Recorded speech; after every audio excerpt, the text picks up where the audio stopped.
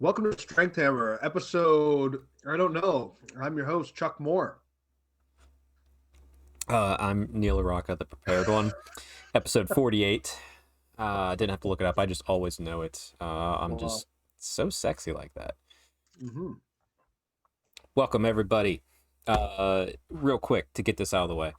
I am trying a new PC setup right now. I have been playing with audio settings for the past hour and 10 minutes. And then I tested it with Neil for about 5 minutes. So I think it's okay. If anything comes through that I miss, just leave it in the comments below if you're listening on YouTube and say, hey, background noise, or just give me a heads up. Or if it sounds good, and like it always has, which is a low bar, just don't say anything. Right. Yeah, sounds good. Sounds good. Or just say hi. Or just say hi. Or say goodbye. Say something. Yeah. We're looking for comments down there. Shout out to your favorite content creator on YouTube. It could be 2 Plus Tough, Warhammer Weekly, Coach, AOS Coach, Honest Wargamer. It could be that new Wes Hammer, who like really took off out of nowhere. Luton. What is it? Have I been missing something? Should be listening. Honestly, I did too. But let's shout out the Painting Phase because they're one of my favorites right now. Yeah, there's a new. I don't want to say new, like it's only been like a couple months, but his name's Wes Hammer, WES Hammer. He does lore videos. I think they're mostly 40K focused. Apparently, and I heard about him by listening to an interview on the Painting Phase today. He's the biggest subscriber count I think in Warhammer type stuff, like 587,000. He's only been on YouTube for like 6 months. He started on TikTok or Instagram, one of those. Wow. Yeah, and it's it's just a style, and people seem to gravitate towards it. Plus, he leads into all the algorithms. You see his thumbnails. It's the oh face of like, oh, I'm excited, or oh, I can't believe this, or like maybe like hot take clickbait stuff that the algorithm likes and people will click on. But I watched a few, and no, he's good. Like I said, he's just leaning into the algorithm because he wants to be successful, and you have to do that. But nice. Yeah, actually, we've been getting a slow, steady additional subscribers on YouTube, so thank you very much. Happy to have new listeners. As far as listeners on just the podcast end specifically, I honestly don't know what I'm looking at on those numbers, so if you're new, thank you.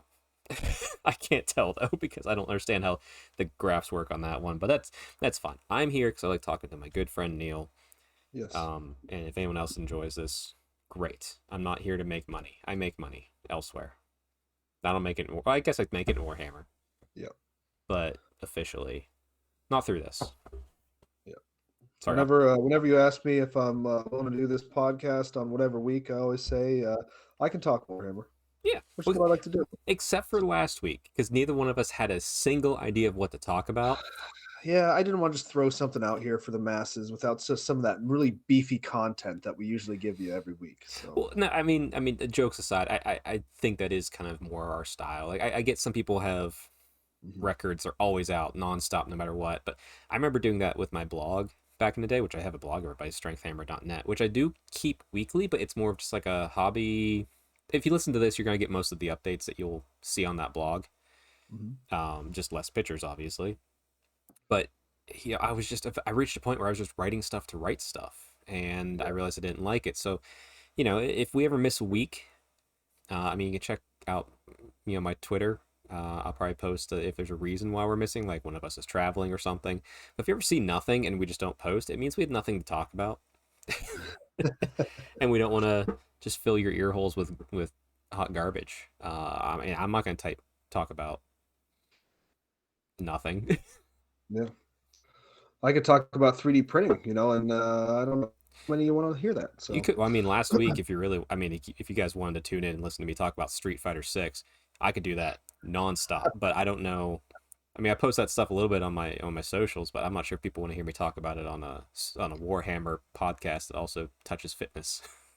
I go back to Street Fighter 2, which is probably the best fighting game of all time.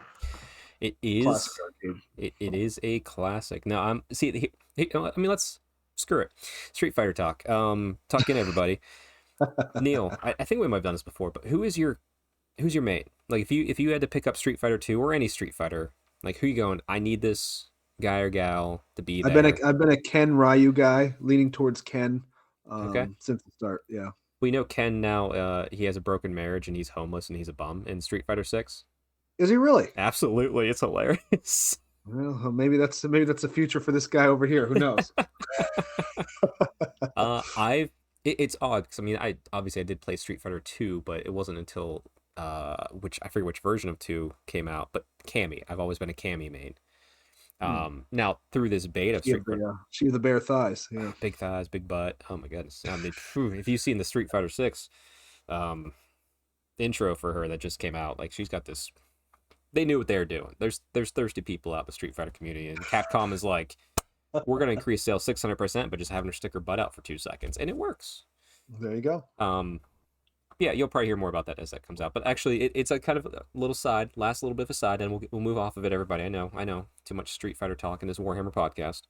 Um, I've been actually enjoying getting back more into like video games because I haven't had a need to hobby too much personally, and like we'll probably talk about that during the hobby time. But I'm actually thinking about picking up a high end fight stick to start practicing for Street Fighter 6, and I'm thinking like really diving in, like maybe actually going to tournaments for Oof. fighting games and just like if they're close by, we'll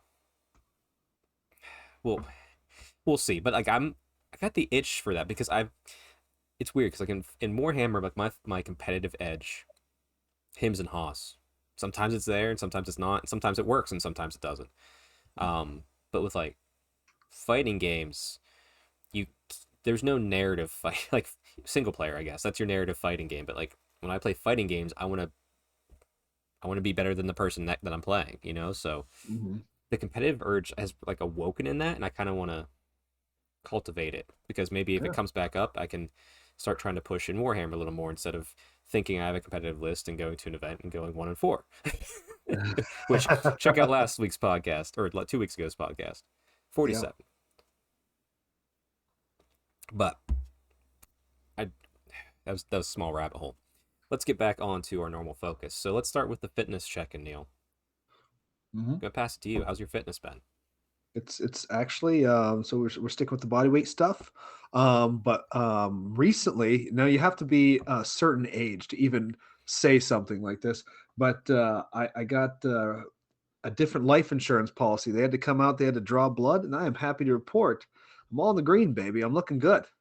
Nice. So nothing out of whack whatsoever. We're all in the normal values. So, okay. So none of that sugar diabetes, none of that stuff. So even the cholesterol was well within range. So I did not expect that. Now, that doesn't mean you can go and eat and drink like an asshole. That's hilarious because I looked at my wife, I was just like, let's go, Sour Patch Kids. Come on. It's just, if things are good, that's great. What are you doing to maintain it, Neil? Yeah. Come on. All right. Okay. Well, when we do Depta won't here in a few weeks, as long as it's not. No, even if it's snowing, we're going to go run a mile together. Oh, God. Around your cul-de-sac. I mean, I'm not done any cardio. Listen, my cardio is like over 10 reps in like a movement. So I'm not sure. Every once in a while, I just get on a treadmill and I just run a mile for fun. It's usually whenever I'm waiting at the gym to lift with Alex Fit Hammer, and he's like, "Hey, I'm running 15 minutes late." I'm like, "Well, I can get a mile in." Yeah. Yep. But okay, my fitness, my back's all better, and I am now back to the program. And let me tell you, this bodybuilding program it hurts, but it's feeling good, and like I'm feeling big, like just like big. After workout, I feel so pumped. I love it. I absolutely love it. Yeah, I saw some of those pictures you were putting up there. You look like a beast. Heck yeah. Well, those are like right after, so it's like all the blood's in and just like boom, and obviously you're flexing. It's great. I can see why bodybuilders like fall in love with that. Mhm. Just because like yeah, just seeing yourself be big and strong is just it just feels good. If you're out there and you're doing a sort of fitness, do some bodybuilding stuff because it's fun. It's good for you. Um, yeah, and you get to like your pictures look good after the gym. But okay, let's a short little fitness. I said it because I'm glad to be well again. But let's get on with Mhm. the hobby talk. And I have a feeling this will probably blend into our main topic of the day when we get there. But Neil, please start. What's your hobby been lately? I know your 3D printer's been going burr. Oh yeah, it's been on fire. So I just finished. I mean, depending on how you build it, 2,500 points or more of a 3D printed Empire army for Warhammer Fantasy, Yep. or Coal of the Sea of Big M's Power Hour fame. On top of that, I've been kind of putting my fantasy army a little bit more together. Just today I based my Griffin from the Island of Blood that I have half painted, and Nice. we're going to take that to a little event 2 days from now on Saturday. Just two games of Warhammer Fantasy. Just prepping for the gentleman Ben Lanigan who runs the Adepticon um, Warhammer Fantasy event is doing a little trial event down at the shop that's close at hand. So we're lucky to have him around here. There'll probably be, I'd say 6, maybe 7 people that'll be playing just a couple games. So it'll be interesting. Hope to get to play somebody new. Even if I play Cole, I mean, technically he's never played that Empire army before. So that'll be new for him. So looking forward to that. And then I recently got in a couple games since the last time we talked. Ooh, really? I played my Corn army. I've been after Adepticon. I was writing lists and was trying to put stuff together, whatever, out of the stuff I had. And I played a game of Corn against Nurgle and against my friend Carl. Carl is a casual player, not by no means a heavy duty competitive player, and I eked out a win Okay. over him. Nice.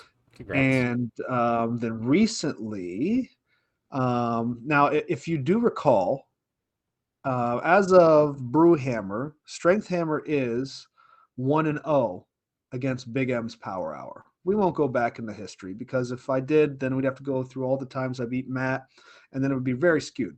But we're going to stick with Brewhammer, and we're going to say 1-0.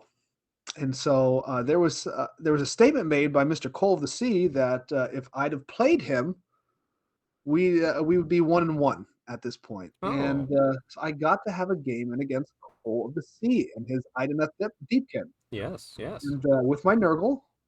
And turns out that the grandfather was giving out his blessings that day, and Cole fell.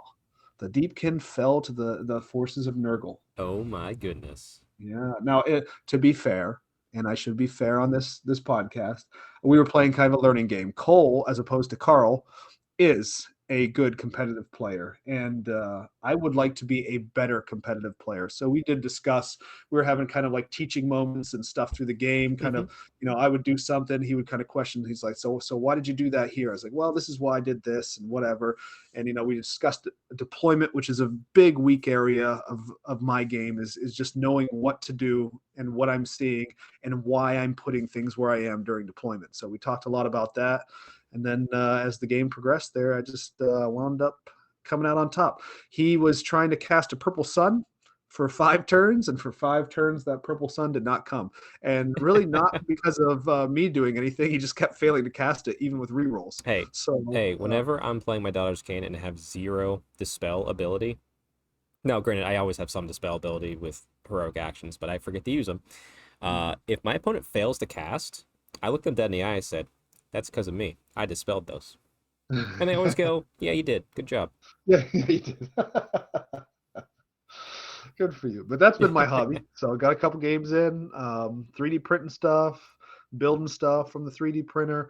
I got to say, I'm really, really happy with how Cole's Army came out. I actually hope I do get to play him because I want to see, I've kind of given him bags of uncompleted models over the last 2 weeks, and Yeah. so I'd love to see it actually built and what it's going to look like on the tabletop. Will be kind of neat to see. Yeah, So it's been incredible because every single person I've ever known with 3D printers of any type have always had like this nightmare experience getting going, and mhm. you just have this charm.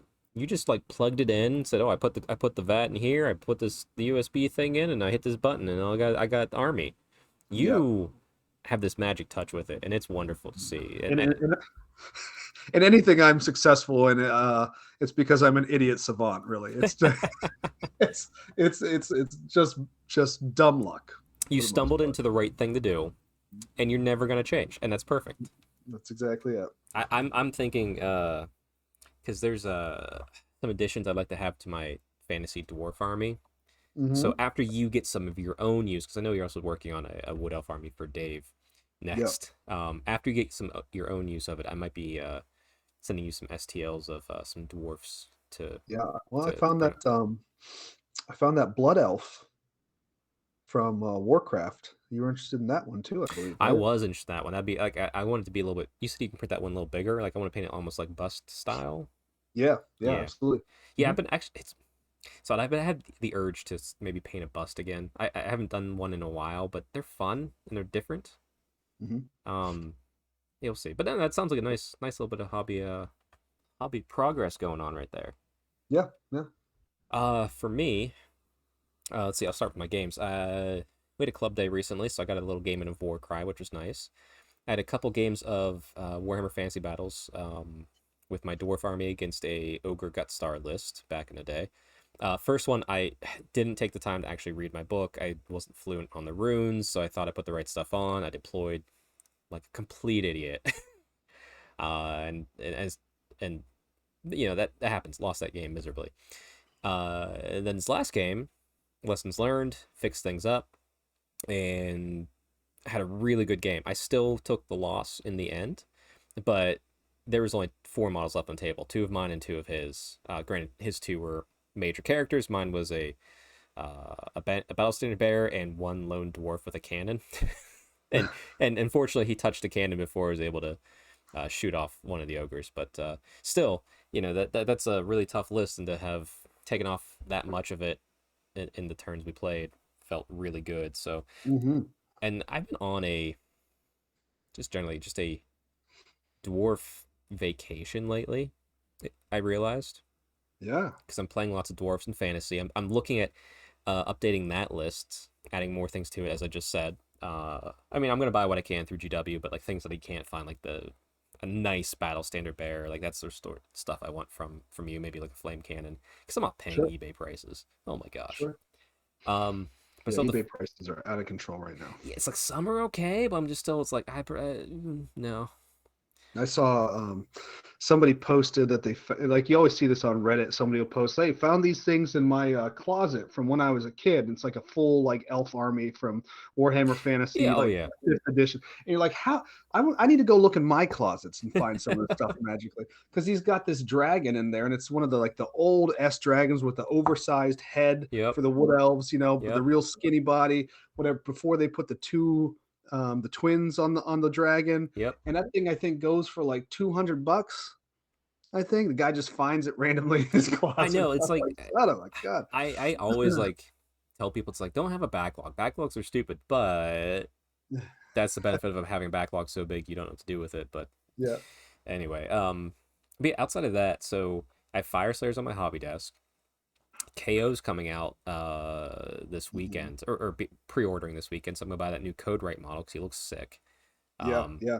kind of I picked was up going to ask if you had any want to expand your carriage on army at all with this new book coming out. possibly possibly because I kind of am with what I'm doing here. So I'm buying by that Code Right, even though he's not in the list I wrote. Um, Hmm. with the book already leaked out, so I kind of looked at the points.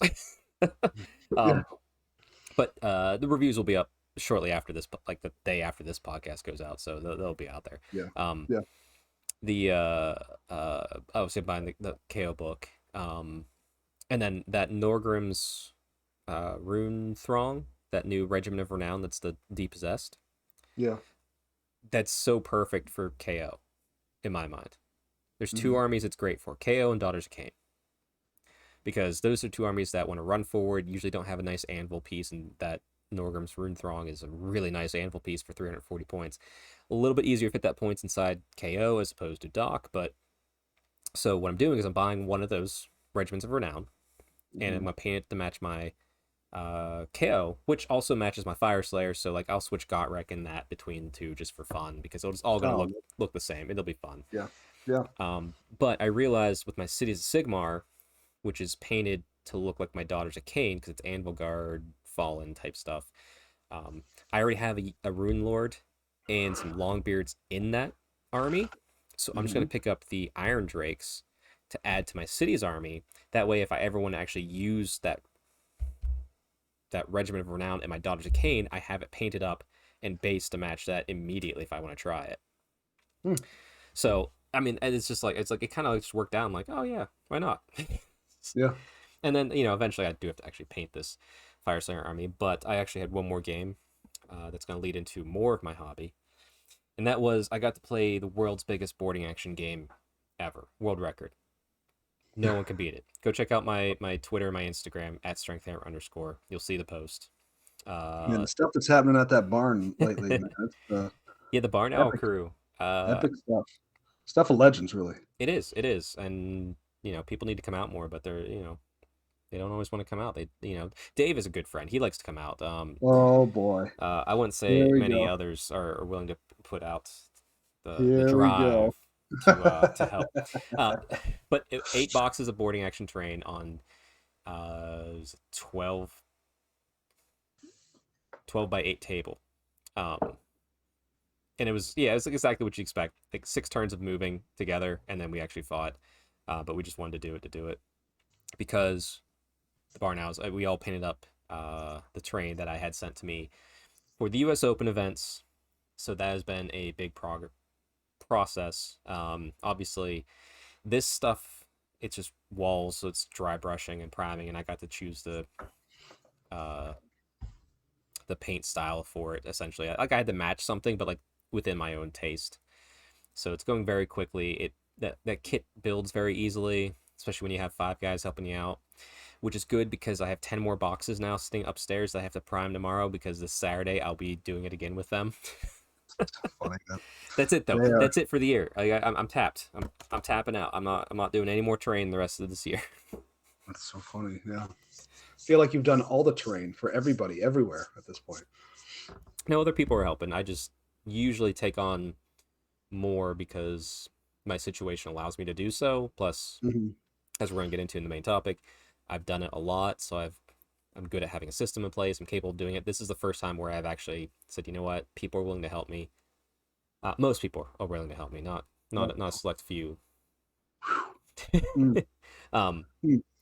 so I took Guilt that help. trips, guilt trips on pretty hard over here. Just a Goodness. little bit, just a little bit. But um, yeah, I took up the offer and it's going very smooth. So uh, yeah, that's fun. But yeah, dancing around a little bit. But the main topic of tonight: painting, building, and getting terrain ready for an event. Now, there's going to be kind of two sides to this coin. Maybe 3 sides to this coin. Sure, that works, right? Sure. Okay, because there's a There are stand. technically three sides as they are 3D objects. That's true. You landed on the side. Okay, so 3 sides. So there's the typical side where you're building it for a normal event, competitive tables, 6 to 8 pieces per table, and you're doing maybe 6 tables. Then there's the next level up, which you've definitely done more of, which is narrative type tables. A lot more Mhm. care, maybe not necessarily balance for the game, but maybe there's a little balance you thought into it, but you're telling a story with the table to a point. Mhm. And then there's the other side, which is what I tend to keep doing, which is painting uh, eight 18,000 tables worth of terrain in a very short amount of time. So tonight we just kind of wanted to, I guess, talk a little bit about the process, how we handle that stuff, best practices. And I think the best starting place for this too, Neil, would be just like a typical event. So you're building just basic sets of terrain. Maybe you're buying a Thondia strong box. You're gonna paint it up. That's a Mhm. table, something like Yeah. that. So Yeah, I think when I was getting started and running small events, like 12-man events and everything. I was doing them at local shops, and so the local shop had a good amount of terrain, but not enough to even run like 6 tables worth of terrain. So generally, what I was doing was just buying terrain with entry fee money. So it's a good way to go about getting started. Just get a box or two together. You can do. I know a lot of places will do like fish tank scenery and stuff, and that's all well and good Yeah. for a little while. But eventually you want to move that kind of stuff out of there. For better, actual appropriate terrain. So, but yeah, it's a good place to start. Couple boxes and just build them up and get them out there. So, Y- you want to talk more about how you go about the painting process, or where do you want to go Well, from I here? I want to talk a little bit more. Like you can even go simpler at this level. Like if you're doing a small event or like even building it for a club, don't be afraid. I mean, yeah, the fish tank style terrain perfectly fine. Like Mhm. terrain that will work and service you very well for many years. Don't Yeah. be afraid to get crafty and start making yourself out of popsicle sticks, foam board, Mhm. whatever maybe medium you might be capable with. It doesn't if you're just starting out because you're starting a new club or it's a first event, it's going to be some local people that no one's going to be, oh, we need the best terrain ever. We need the this, and we need to. You have all GW terrain painted up to heavy metal style. Like no, Yeah. anything can service to get you started. So don't be afraid to start on any level. Because maybe you have four buildings that you build out of foam board, but you have like that one cool GW piece in the middle of that table, and that like really sets the table. And then, Mhm. as you said, like you run events and stuff, you just kind of use funds you can to replace it, uh, and go from there. And I think what you said You too, can it's a you good can idea. do wonders with you said foam block, some flock, and some paint. I mean, you really can Yeah, put out some pretty good looking, rocks and elevated hills and stuff like that, just with that kind of stuff. If you want to even get a little bit fancier, you go down to your local Hobby Lobby or Michael's. You get some plaster cloth. All you have to do is get that stuff wet, and you just drape it over some newspaper, and now you've got these giant rocks and stuff, and you can build hills and mountains and everything else out of that stuff with a little bit of paint, and away you go. yeah, no, no, for I mean, and Neil, you'd know now. Also, don't be afraid anybody to look at 3D printing. I Mhm. mean, if you're starting a new club or a new event, the I forget what I know there's a resin 3D printer. I forget what the other one's called. It's called a filament, and that Filament. would be the type of 3D printer. If anybody's interested in getting one to build terrain, that would be the one that I would recommend for terrain style projects. Would Or be a filament. even, I mean, that's gonna be the terrain that gets printed that you can maybe buy off other people like Etsy or something. And Hmm. I mean, I'm jealous because if you're just starting out now, that stuff is actually fairly cheap and fairly inexpensive to get going. Like you can pull money and get it together very nicely, as opposed to what Hmm. you and I grew up on, Neil. Yeah, yeah, yeah. Get inventive. I mean, Right. I go back to the point where you were just using books as hills. So Yeah. Put a I would towel over recommend it. that for an event. But it's been done. When you're a kid and you have no disposable income, you do what you got to do. Yeah, and you're just thankful to have the 7 troops you have from whatever army you have, and even Yeah, though it's not a full unit, you just make it up as you go along. you got it. But yeah, so let's take it up though. So that's like entry level. So Neil, let's take Battle Across the Realms bars events. Hmm. All right, you have 10 tables, 20 people, but you want to have a 32-man event. You're gonna add 6 tables. What's your process gonna be? Assume that you have a decent pool of money from however means you have it. Yeah. Like what's your tact? How do you go about going? All right, yeah, based upon you have tables, you want to have more tables to buy, and then begin painting them. Like how let's say you have 8 months. Hmm. What's your plan? The number one thing where I start at is if you are lucky enough to have game mats and you're not playing on felt or anything like that, I start with the game mats because if I'm running a narrative event, I want my terrain to match the table that you're playing on. Well, even from Um, a competitive event, most competitive events still do that as well now. Mm-hmm. Like Mm-hmm. the table looks themed even if it's competitive focused balance table. Absolutely. So Brewhammer was a great example of this. And I know I've seen some stuff at NashCon hmm that looks amazing. Um, haven't seen any pictures of NashCon lately, but I imagine it's very similar. hmm Um, Nova, a couple times I went to Nova, more kind of standard terrain ish, but yeah, hmm absolutely. I mean, yep, you can see that stuff in match play. You can, I feel like for me personally, in my enjoyment of a narrative event, I feel like it has to be there for a narrative event for at some narrative for level. sure. Yeah, Yeah, at like some level. yep. I think narrative, what I've always tried to do with my tables is to immerse you into the table and let that table kind of take you into into your imagination, into the realm that you're playing in. So like I want to go harder, um, and start from there and kind of start thinking about, okay, so here's what the mat looks like. This is a jungle mat. All right, so what kind of terrain would be in a jungle? You're not gonna put pine You trees know, on that table. you're not going to put pine trees on the table, and if you do, shame on you. Now, if you've based your models with some pine trees on there, that's fine. That's not going anywhere, right? But and I'm working on a Seraphon army right now. Little side note, and I'm putting palm trees on them, right? Like they're in the jungle, and I'm thinking to hmm myself, well, if we ever play in the snow, this is going to look kind of stupid, but it Well, is what it is. yep. So, but anyway, so yeah, you start with the mats. You start to plan out what type of terrain you're going to build. Things that I've done in the past too is I'll build bases for the terrain. And if you do, and the reason why I've done that at times is because, especially if you're playing kind of match play, you want to know if you're in the terrain or What's the not. footprint of that terrain? What's Yeah. the footprint, right? And so when it's just like a basic ruins, that starts to get a little bit more complicated. Do you get the extra save? Do you not get the extra save? Are you wholly within the terrain? Are you not? hmm So I'll sometimes base, and I'll go anywhere from like I think the perfect size is about a 6-inch diameter for a piece of terrain, unless you're going really big. And then you have to kind of paint the base or flock the base to kind of match the mat. That gets a little bit complicated, and that's one of the drawbacks of doing a footprint. Right. So Now it's at something to the think about. What level of work you want to put into it. right, so like looking at my home table right now, like I used the foam and I cut it up and crafted almost like if I was doing a display board, but I put terrain on it to give footprints and the shape I wanted. Now at the U.S. Open events, we actually use cutout acrylics, clear acrylics, and Mm, now that's also for simplicity's sake, and they also do that on the 40K because I think 40K has that struggle on the terrain more so than yeah, Sigmar.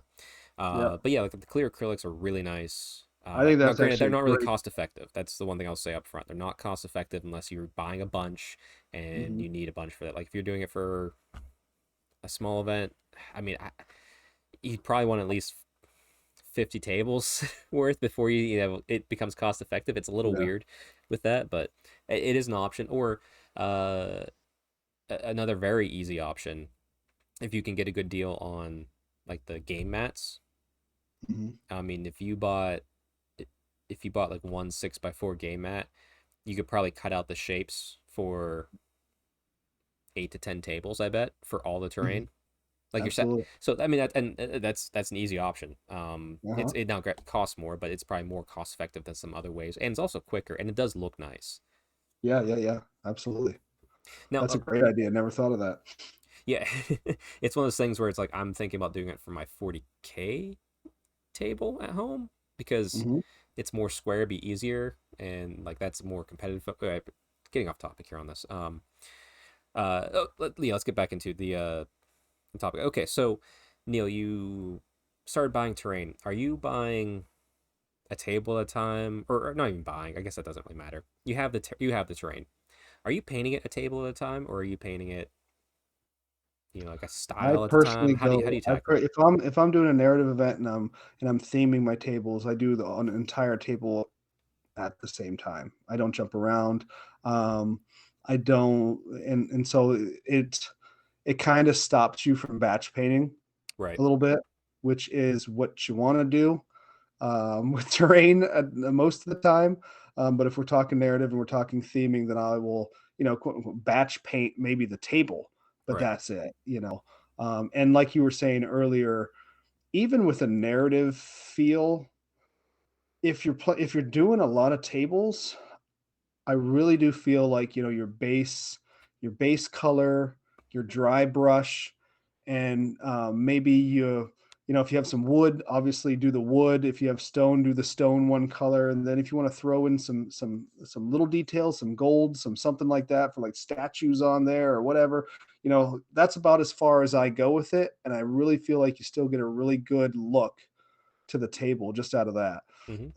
The other thing you can do if you are basing the terrain is throw in different types of flocks and different types of scenery. If you're on a forest table and you throw like one of those like woodland scenics trees down next to your terrain, it just helps to Right. soften up the table quite a bit. Yeah, yeah. The woodland scenic stuff, or I guess I don't know But if it's that's just model trains. Like that stuff's always fun to mix into 'cause it really adds it flavor. is, and it is not cost effective. No, So you it's got to not. have some It's extra not. money Yeah. hanging around for that stuff. I mean, that kind of like you touched upon it too, like batch painting. So Mhm. I've done my own tables for the home. Um, and that's just doing a table time. Like I want a Sigmar table, so I made my Sigmar table. I want a 40K table, and then I want a Siege table, and then now I want to do a fantasy table, which is taking one of my Sigmar tables and just breaking it down because I don't need four Sigmar tables anymore. Mhm. um, but take a look at a slightly bigger process from that was this last year. I wanted to update all the Age of Sigmar terrain at the local club, the Ligonier Legion Wargaming. Mhm. So, with that, I went to my FLGS. He gets prize support allotment through Games Workshop based on what he buys. I said, well, I'm not going to run any events this year that are going to have prize support. I'm going to run events for the club, and I'll just print out like awards and basic stuff because that's less than like $2 a piece. Mhm. But I want to use that prize support to get terrain, and then the year after that, like this year, we're going to do it for 40K. So he helped out a ton. I think he just gave us stuff too, and some of it was um, cool terrain pieces that you can buy from any just generic GW terrain that he had or picked up through the prize allotment. Some of it was also some faction terrain, which is fine. Now, what we did from there is we cut out little hills and raised platforms to put them on to give them footprints. Now, with it being club terrain, we weren't hyper focused on being exactly competitive focused as far as the shape and measurement, but we kept things pretty much the same. And what we did is we did a table at a time. But we had a bunch of us, so maybe there was split into two groups when we finally did this process where we put it all together, primed it, and then we painted it. And Mhm. then it's like, okay, you're doing all the dirt for this table and you're doing the buildings for this table, and like you pass it, and someone would dry brush it, someone would wash it, and just and we got it all done in a day. And I think it was 6 tables. But we had some young kids there, with people who were more experienced with painting, inexperienced with painting. So it was it's a plethora, but like it's a group effort, and you know painted terrain is always better than unpainted terrain. uh, Absolutely. which hopefully Matt from Big M and Power Hour listens to that phrase, because every Mhm. time, every time he does the no painted terrain, Yeah. and if he says it, he does. No, it's actually a like Dark Souls statue that's pre-painted. That doesn't count, Matt. That doesn't count. No. No. But then I want to take it to another level, Neil, unless you have some input from that club. No. No. All sounds good.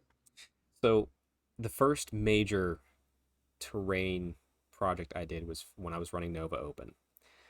So it was the second year. So with Nova for the GT, they're for the narrative. They have their own terrain. It's exceptional. It's great. It's a lot of 3D printed stuff, a lot of custom hand built stuff. So I'm only talking about the GT here. Um, it was a pretty big event and it pretty grew pretty quickly. So we had to inherit a lot of terrain, which was old stuff from 40K to get by for a year, and two. And problem was, it was a lot of it was like stuff you'd see in a club, and like to me, I'm like, that's good. We can get through a year, but that's not what this type of event represents. This is a national level event. It Mhm. should act like it, and we should do what we can. So going to the next year, the goal was to replace first the small stuff, all the scatter terrain, which was some of it was okay. It was cool, but like it was definitely more narrative. It wasn't uniform. So Mhm. through uh, the leadership of Nova. Said, hey, I want to upgrade this stuff. And they're like, yeah, we'll go to Games Workshop. We'll see what they can offer. And they came back, and Games Workshop was very generous. Um, Came back, I got 96 pounds of the Azurite ruins, Mhm. which is like those small little tiny L's, but they're great. You can like make little, you can make squares and have like little footprints. Very simple, very easy. Mhm. So I did all of that myself, which was really interesting because like when you have 96 pounds of terrain, you're staring at it. It's like, where do you start? Mhm. And here's the process if you're doing like this, which I don't know how many people are doing this type of stuff as often, but if you ever get there, this is what you do. Take all the terrain you have, and thankfully, the Azurite Ruins was very simple. There's two different sprues, so that's all I had to work with. So I put them in two separate piles, and I started clipping them out. After about 2 hours of that, I realized where I needed to clip, so I could then just rip the piece out without any. And then occasionally there'd be like a little sprue bait you clip from there, but you want speed, you want efficiency, like for massive terrain builds, you want efficiency above all else. Mhm. So I'd clip three or four things, rip, three or four things, rip, and I was able to in maybe like 3 days cut it all out. Mhm. And then came the assembly. Now those were very easy. It's two pieces, corners. You put a little glue in the things, and you honestly, my fingers hurt more from squeezing the glue bottle from putting than it was from clipping it out. You glue it up. Seriously, it was. Wow. Um, Yeah. Mine were when I did my the latest bars, which I was also doing Azurite Ruins, and not nearly that much. It was I had to kind of start taping my fingers was what I had to do oh, because I was just clipping so much. actually, So, interestingly enough, I'm glad you mentioned that because I completely forgot. I still have that pair of clippers I used. I wrapped the clippers in athletic tape instead of my hands because everyone's saying I have people who've done builds say, put tape on your hands, and they did that for like a day, and it was like, okay, well the tape's wearing off. It's like, what if I just wrap the tape around the grips, and that solved it. So if you're having to clip a lot of stuff, take athletic tape and wrap the grips of your clippers. Saves your nice, hands every time. nice. Yeah. Um, so yeah, so then you glue it, you assemble it. And thankfully it was an easy process. It was just corner to corner, just over and over and over again until it was done. And then came the painting. Now here's where I first experienced that you can tell who's experienced with a lot of terrain building on a very short timeline and who's not by how they decide to paint the terrain. Mhm. Uh, so to me, if you're painting terrain, there's two things that are your enemy. One more so than anything else. One is contrast or speed paints, Mhm. whatever you have. To me, if you're trying to do a lot of terrain, that is the worst. Um, it is a nightmare to paint a Mhm. ton of terrain because contrast doesn't want to just sit in place. It's not just easy. Um, it's don't skip Yeah. contrast if you're doing a ton of terrain. Mhm. Plus with the cost of it too. I mean, I said thankfully like at GW studying the contrast, but like just in Mhm. general, like Yeah. even if you get the contrast for free, don't put contrast on it. Now the second, which this second one's a little more love and hate. It's washes. Now why is it good? Because it can immediately add depth to a model and it's terrain pieces, and some need it. So don't be afraid to wash, but understand that you want to wash with purpose and intent. Mhm. Some things like a wall, you might want to just wash everything, which at that point, you buy some cheap pigment wash and you mix it with some water in a bucket and you start dipping. That's what you want to do. You don't want to be brushing on washes. You can airbrush washes if you have a nice airbrush, Mhm. but you don't want to be hand painting washes if you can help it. Sometimes you have to, based upon the nature of it, but You're also gonna have to wait for that to dry as well, yes, which is yes, and that could be day or two depending on your climate. Like I said, I think washes can be good, but I think if you don't have the right intent going into it, they can be a yeah. nightmare. And if you're applying that with a brush and you're trying to just bang out terrain, and that stuff starts to pool. The next day you come down to it and look at it, and if it's in the wrong spots and it's all pulled up and nasty, that's there for life. Yeah, It's unless you want to not going repaint that anywhere. whole thing, which Yeah. yeah, So. and I said maybe that's okay. Maybe you're okay with being that way, Mhm. and maybe you're not. It depends. And if you're gonna be washing with the brush, you better have a big brush, and you better just be washing like an entire piece the same. Yeah. I was Otherwise, going to ask you that too. So if you're going in and you're doing your terrain painting, the right tool for the right job makes a huge difference in how fast you can go. right? Um, so what are you using? What's that? What are you using in as far as the size and the style of your brushes? Well, honestly, for me, so I have brush trained, and this is what I've done for last year's trees. Now, with the trees, I did do a wash on the base, but I'm gonna explain why I did it because it's with intent. So this is for everything, last year and this year. You get the terrain, you clip it out, you build the terrain, you prime it. The base color of whatever you prime it needs to be the color that you want that to be. Like that's like if it's a gold statue, prime it retributor. If it's a gray wall, whatever gray you have. Or if you want it to be something dark, like uh, like the kill team stuff I just did recently, black is fine because you're going to do some different levels of dry brushing on it. To me, if you're doing terrain, a ton of terrain, you need to prime it and you need to dry brush it and maybe a little bit of detail if you got the time. But priming and dry brushing should be your main focus. Hmm. And then maybe if, after you dry brush it, you wash, depending on what it is and how much it is. Um, Hmm. like I said, and prime with intent. Prime the color you want it to be. So Right. with the 86 boxes of Sylvaneth trees I did last year, I primed them all brown. I forget what brown it was. And then I dry brushed the trees specifically. And then I also dry brushed the rocks.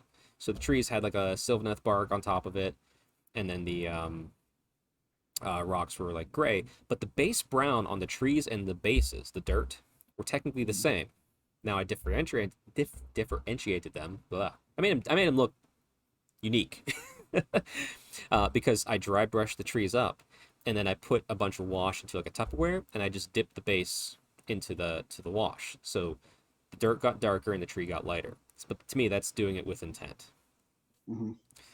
But primarily, you want to dry brush almost all the terrain you do if you're doing a bulk set of terrain. 100%. Yeah. It looks good.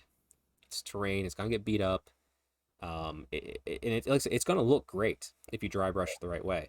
And if you get the bigger the dry brush, the faster you can do it. But you also have to be careful the bigger the brush that you don't load the brush too much, and now you're getting wet paint Right, to a model right. because that will ruin it real quick. And there's different levels. Like how heavy do you go with that dry brush? So with Mhm. this kill team terrain that we just did, so prime black, a really heavy dry brush of gray because it looks gray. Then it doesn't look black. There's still a lot Mhm. of black on it if you actually break it apart, but it looks gray.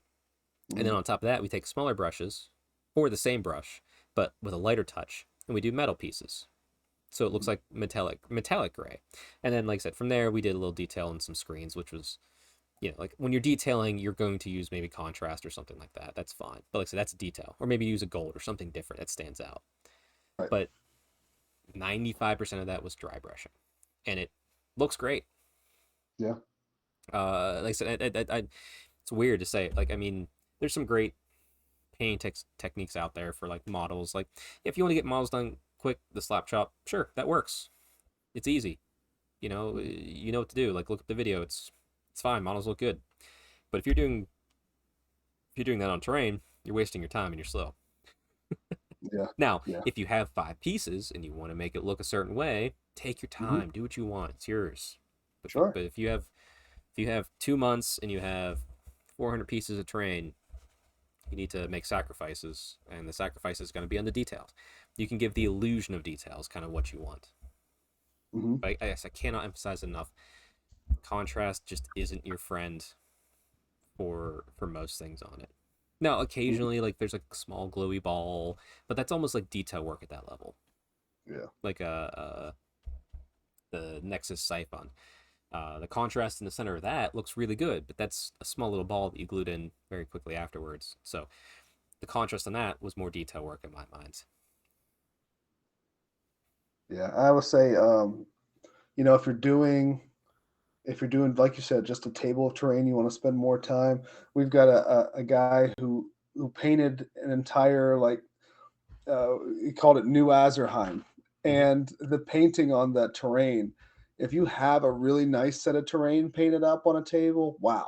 I mean, Oh, just yeah. yeah, but that was a painstaking process Yeah. for that gentleman to put that out, and to put that out on 100 tables is not realistic, or I would even say possible for Right. event No, building. So it's don't not. kill yourself, Like I yeah, said, if it doesn't look like something like that. if you're doing a huge event that's growing very quickly, now if you like NashCon's a weird exception because um I don't know how fast they grew, but they grew at a pace that they were able to do very thematic tables each time. There's also a wonderful gentleman named Anthony Polcastro. Mhm. Um, he did all the 3D printed terrain from there, and actually he did a lot for free for Nova too. So I got it all. I built it. Nova's now been taken over by or not taken over, but James O'Brien leads it now. So I sent all the terrain to him to paint up for the event because it belongs with the TO to get it done to then be stored with Nova. So thank you Anthony for that long ago for doing that. If you ever listen to this podcast, but Yeah. most events like the US Open events, hey, we're gonna start running H-Sigmar GTs. Okay, well we need 100 tables. Okay, Mhm. well we don't. I know it's GW, but they don't just have 100 tables of anything sitting around. Like we had to do it. So you had there's some stuff you had like pre-painted up, maybe some old terrain from a prior event staff that's like okay, you can touch that up or it looks good and that's fine. But you have to add to it. You have to make it modern. You have to update it. Yeah. So when you're doing a lot of tables for an event that's growing very rapidly and it's a competitive event, you want those tables pretty much to be mostly the same as far as footprints go. So Mhm. you might be getting 80 realm gates. You might be getting 96 pounds of Azerite ruins or um, Nexus siphons or whatever the statue's called from the I forget whatever one of the new Sigmar Is or it the Dominion box or whatever the yeah I think the extremist Crusades Dominion. or whatever stuff? Yeah, so Yeah. you're probably you're probably gonna be dealing with a bunch of those. So look to not be intimidated by them because I mean people get intimidated by a 2,000 point army sitting on their desk. Mhm. And if that intimidates you, that's fine. I'm not saying that's a bad thing. Like everyone has a different philosophy on this, but like if that intimidates you, having 39 to 40 boxes of something in your basement to do, I mean, you can't hide that. it's Yeah. it's just gonna stare at you. So you have to set the plan, know how you're gonna paint it, have it all ready, and just work through it. And my biggest suggestion is to just do the same thing over and over and over again and distract yourself with media, podcast, music, movies, whatever you can do. Like, Ask for help. well, we're getting to that. That's the last bit. Because that's the biggest lesson learned I have. Yeah, like, but if you have 80 of one piece of terrain to do, don't just do a table. Like, maybe do one table to know how you're going to paint everything. That's fine. So that's a test table. But do all the same one till it's done. Then do the next piece of terrain. Then the next piece of terrain. Like that is the best way to do it. It's the most boring, but it's the most efficient. Mhm. But to the point you just made, something that I didn't learn for a long time, because I don't, because I'm a stupid man. I don't, I didn't, I don't know, like it wasn't like an ego thing. I just thought like, oh, I have to do this. So I was doing all this work alone, and in some ways, where the ego does pop up on occasion is, and this is more of my own personal nature with a lot of things that if you want to go far, go with friends. If you want to go fast, go alone. And I really hold that to heart in a lot of ways. And sometimes I'm like, I can get this done faster with no one in my way. Mhm. Sometimes. There's always a limit, no matter. And I didn't think I had a limit. But this year I reached a limit. And, I had people telling me over and over again they would help me. And I'll be honest, I would rather take twice as long to, like now, having asked for help and got help and had great times doing this. I would rather take twice as long with people helping me tend to just get it done super quick and be alone. Just because, I mean, it's just like that's the wargaming thing. We're here for Right. friends. The war game is just secondary. Right. And the thing about it too is in this hobby, anybody who's in this hobby who offers to help you, like you're dealing with some of the most creative, sometimes the most artistic people who love this stuff as much as you do. Yeah. And I'm even speaking from like an event prep standpoint or putting together an event or whatever. It took me a long time. Bars is my baby, Yep. and I didn't want to allow any of that extra creative energy sometimes to go anywhere else than outside of my head because then it wouldn't have been mine. But what I've learned as well is like you have to let some of that go and you have to let some of these other people use their creative juices, get those things flowing. They're good at what they like. We're all we got something that we can add. And so if you actually go Mm-hmm. out there and you get the help, whether it's painting terrain, whether it's running an event, they're the leveraging the community is always going to be the right move. So, Yeah, and to the point too with because I kept thinking for a long time like I could if I just do this myself I can go faster than if I had people help me. mhm, But what I learned actually during the first major paint day I just had with the Barn Owls is I was cranking through. I was like boom, boom, boom, boom, like just knocking out pieces left and right with like the steps I was on. I look over and I'd see my pile's growing rapidly and everyone else isn't. So okay, well let me just stop doing what I'm doing and I go over and say, "Hey, how you guys doing?" And I look and like they have a tiny brush and they're doing almost detail work. I'm like, "No, no, no, no, no, hold on. Like let me teach you how to paint terrain quickly because that's a skill I have." mhm, It's not because anything other than they just never done it. So as soon as I showed like, "Oh, just do this," like, and it's like, "Oh, we don't care if like some of the silver gets on this." I'm like, "No, that doesn't matter. It's the illusion." And as soon as I showed that to a few of the guys who were going a little slower because they didn't understand. It's like they're just as fast as me, mhm, and it's the same thing. Like just go there, and if you're the one that has to paint all this and people are helping you, have a plan when you go in. Like you have to kind of be the one to lead it because it is technically your project. People are just very gracious and willing to help you with it, and they're willing to do whatever you need, more or less. So if you say like, "Hey, okay, set this all out, boom, boom, boom," like here's this piece of terrain, here's this piece of terrain, here's this piece of terrain. Okay, we're gonna start with this piece of terrain. You guys do this. This piece of terrain, me and someone else will do this. Can you start doing this? And it's great. mhm, And you just have, and you kind of have to manage. So it's a little bit of a managing skill, and you just keep an eye on where everyone's at with progress. And when they're about to finish this step that they're on, say, okay, next step will be to do this, and then they'll do it. Like you don't have to babysit, like you don't have to micromanage it, but like that is if you're doing a major project like that, someone has to be there to lead it. So make sure you have a plan going in of what you want. Like think it through before you go. Don't just show up with the paint and brushes and just be like, "We let's paint stuff." It's like, what are we painting? Because no one wants to be doing terrain for 13 hours a day. People will because they're your friends and they love you, but they don't want to. yeah, So whatever you can do to make it quicker and seamless, and like I said, have good time and buy lunch, mhm. and as we've been doing through these trains, is we started watching marathons of Always Sunny in Philadelphia, and we're up to season 6. So Well, but the interesting thing is we want to finish watching the show, but we're almost out of terrain to do. So what do we do? mhm, We'll figure something else as a group project to do to work through that show. But yeah. yeah, ask for help. That's just the biggest. And just one more thing to kind of, I don't know if we're ready to wrap it up or not, but I would say this, even if you have no plans to ever paint that amount of terrain or any terrain, if you go to an event, thank your TO, just say thanks. So if you're listening to this is a small glimpse into the work in the background that goes into all of these events. And it's a labor of love for sure. Yeah. Even if you are getting paid for it, you can't do this kind of stuff if you don't love it. Um, but just drop a thanks. If you think the tables look good, say that. Tell somebody. I mean, because a lot of work goes into it, and sometimes it's all I want to hear.